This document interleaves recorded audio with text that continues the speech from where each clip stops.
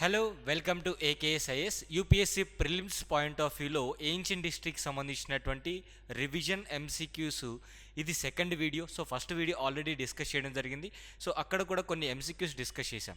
నా ఈ వీడియోలో రిమైనింగ్ ఏన్షియన్ డిస్ట్రిక్ట్ సంబంధించినటువంటి ఏరియాస్ నుంచి ఎంసీక్యూస్ డిస్కస్ చేద్దాం. సో ఇది first question. From the 3rd century AD, when the Hun invasion ended the Roman Empire, the Indian merchants relied more and more on. ఈ question యొక్క అర్థం ఏంటంటే, సాధారణంగా భారతదేశంతో రోమన్ ఎంపైర్కి వ్యాపారం అనేది, ట్రేడ్ అనేది బాగా ఉండేది. సో ఇంత అద్భుతంగా ఫ్లరిష్ అవుతున్నటువంటి ట్రేడ్ హునుల యొక్క దండయాత్ర ద్వారా రోమన్ ఎంపైర్ అంతా కూడా విచ్ఛిన్నమైపోయింది. ఈ కాంటెక్స్ట్లో ఇండియా అనేది ఏ దేశాలతో ట్రేడ్ బాగా ఎంకరేజ్ చేసుకుంది అంటే సౌత్ ఈస్ట్ ఏషియన్ ట్రేడ్ అండి. సౌత్ ఈస్టియన్ నేషన్స్తో ఇప్పుడున్నటువంటి south eastern nations Malaysia, Indonesia, even ఈ Malaysia, Indonesia or Java, Sumatra ఐలాండ్స్కి సంబంధించినటువంటి ట్రేడ్ అనేది ఒకప్పటి శాతవాహనాస్ టైం పీరియడ్లో కూడా, ఈవెన్ తర్వాత రోజుల్లో మనకి కాకతీయాస్ టైం పీరియడ్లో కూడా వ్యాపారం అనేటువంటిది అద్భుతంగా జరిగేది ఈ ఏరియాస్తో. Now next question. The following persons came to India at one time or other. So ఇక్కడ ఒక నలుగురు ఫారిన్ ట్రావెలర్స్ పేర్లు ఇచ్చారు. వీళ్ళు ఒకే టైంలో కావచ్చు, లేదా పలు సందర్భాల్లో భారతదేశానికి పలు సమయాల్లో రావడం జరిగింది.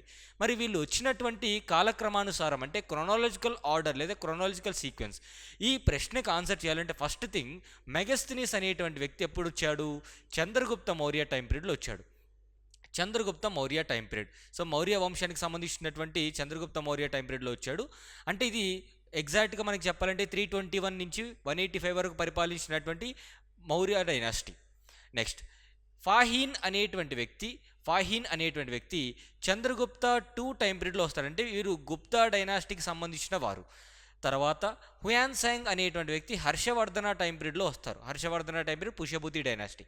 అండ్ హర్షవర్ధన తర్వాత, చనిపోయిన తర్వాత వచ్చినటువంటి వ్యక్తి ఆఫ్టర్ హర్షవర్ధన ఎవరు అంటే ఇత్సింగ్ అనేటువంటి వ్యక్తి అనమాట. After Harshavardhana.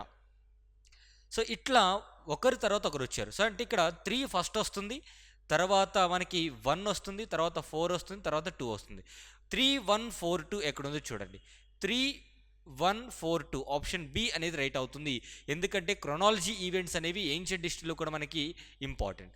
Now which of the following ancient Indian records is the earliest royal order to preserve food grains to be utilized during the crisis in India. అంటే భారతదేశంలో ఈ క్రైసిస్ అంటే ఫెమైన్స్ కానివ్వండి, డ్రాట్స్ అనేటువంటి వచ్చినప్పుడు ప్రజలకు ఆహారం అనేది కల్పించాలి అని చెప్పేసి ఈ యొక్క ఫుడ్ గ్రెయిన్స్ స్టోరేజ్ చేయాలి అని ఏ శాసనం ద్వారా రాశారు అంటే సొహగురా కాపర్ ప్లేట్ ఇన్స్క్రిప్షన్. ఇది చంద్రగుప్త మౌర్య టైం పీరియడ్లో రాశారు.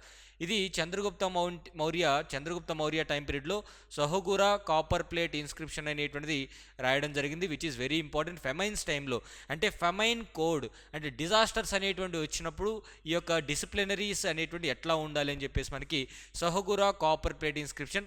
మనకి రొమెండై పిల్లర్ ఎడిక్ట్ అనేటువంటిది మోస్ట్ ఇంపార్టెంట్ పిల్లర్ ఎడిక్ట్ అశోకుడు వేయించింది. ప్రయాగ ప్రశస్తి అనేటువంటిది అశోకాకు సంబంధించింది, ముందుగా అశోక వేయించారు. తర్వాత దాంట్లో సముద్రగుప్త కూడా ఆయన యొక్క కీర్తి ప్రతిష్టల గురించి వేయించుకోవడం జరిగింది. అండ్ ఆ తర్వాత జహంగీర్ గురించి కూడా మనకి ఈ యొక్క ఈ యొక్క ప్రయాగ ప్రశస్తిలో ఉంటుంది. మెహరౌల్ పిల్లర్ ఇన్స్క్రిప్షన్ అనేటువంటిది చంద్రగుప్త 2 సంబంధించినటువంటి రాజ్య విస్తరణ. ఇది కూడా ఒక ప్రశస్తి అనమాట. ఇది ఢిల్లీలో ఉంది మై డియర్ ఫ్రెండ్స్, ఇది ఢిల్లీలో ఉంది. అండ్ ఐరన్ పిల్లర్ అనేటువంటిది వేయించడం జరిగింది. ఈ రోజుకి కూడా అది రెస్ట్ పట్టలేదంటే ఆ రోజుల్లో అంత టెక్నాలజికల్ డెవలప్మెంట్ అనేది గుప్తాస్ టైం పీరియడ్లో ఉండేది. ఇది చంద్రగుప్త టైం పీరియడ్ సంబంధించి చంద్రగుప్త 2కు సంబంధించినటువంటి Mehrauli pillar inscription. Now next question.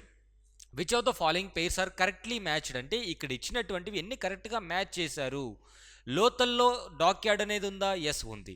సార్నాథ్లో first sermon of Buddha, ఇది కూడా కరెక్టే. బుద్ధుడికి జ్ఞానోదయం కలిగిన తర్వాత అక్కడ మనకి ప్రసంగం అనేటువంటిది ఇవ్వడం జరిగింది. Rajgir lion capital of Ashoka అనేది రాజ్గిర్లో కాదు, సార్నాథ్లో ఉంది మై డియర్ ఫ్రెండ్స్. సార్నాథ్లో ఉంది. ఆప్షన్ 3 అనేది కరెక్ట్గా మ్యాచ్ చేయలేదు. నలందాలో మనకి బుద్ధిస్ట్ యూనివర్సిటీ, నలంద యూనివర్సిటీ అనేది బుద్ధిస్ట్ లెర్నింగ్ సెంటర్గా చెప్పుకుంటాం, అది కరెక్టే. 1, 2, 4 option C is the right answer. అడిగినటువంటి స్టేట్మెంట్స్ కరెక్ట్ స్టేట్మెంట్స్ అడిగారు కాబట్టి.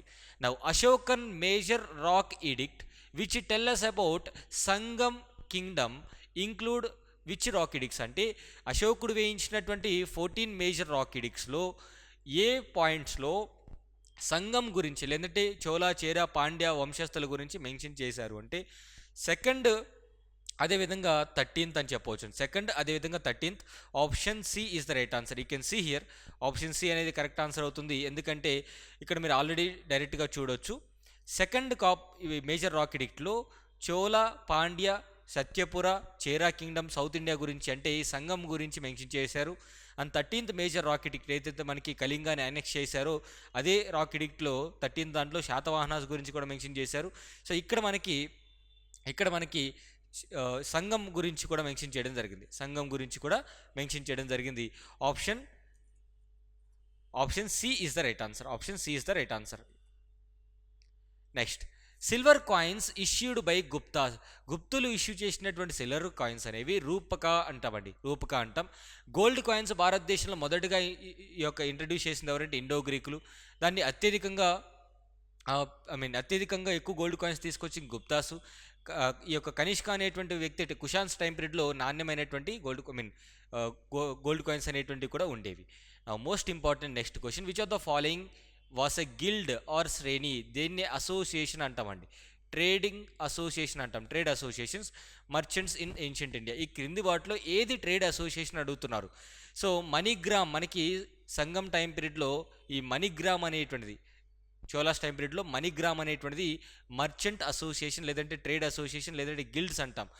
గిల్డ్స్ అనేటువంటివి చాలా ఇంపార్టెంట్. ఎందుకంటే కొంత ఇండిపెండెన్సీ అనేటువంటిది కలిగి ఉంటుంది. అంటే అటానమస్గా ఉంటాయి పరిపాలన విషయంలో. అంటే ఆ అసోసియేషన్ని చూసుకునే విషయంలో సెల్ఫ్ రెగ్యులేటరీ బాడీస్, అదేవిధంగా రూల్స్ అనేటువంటి ఫ్రేమ్ చేసుకుంటారు. సొంతంగా ఆర్మీ అనేది ఉంటుంది. సో ఇట్లా. Next question, which one of the following statements regarding Ashokan stone pillar is incorrect statement అడుగుతున్నారు. అశోకుడు వేయించినటువంటి స్టోన్ పిల్లర్స్కి సంబంధించి ఇన్కరెక్ట్ స్టేట్మెంట్ ఏంటో అడుగుతున్నారు. దే ఆర్ హైలీ పాలిష్డ్, కరెక్టే కదా. హైలీ పాలిష్డ్ కరెక్టే. మోనోలిథిక్ అంటే సింగిల్ రాక్తో తయారు చేశారు, కరెక్టే. The shaft of the pillar is tapering at the shape. మనకి షాఫ్ట్ ఇలా ఉంటుంది, చివరికి వెళ్ళే కొద్ది ఇలా ఉంటుందన్నమాట. ఇలా ఉంటుంది.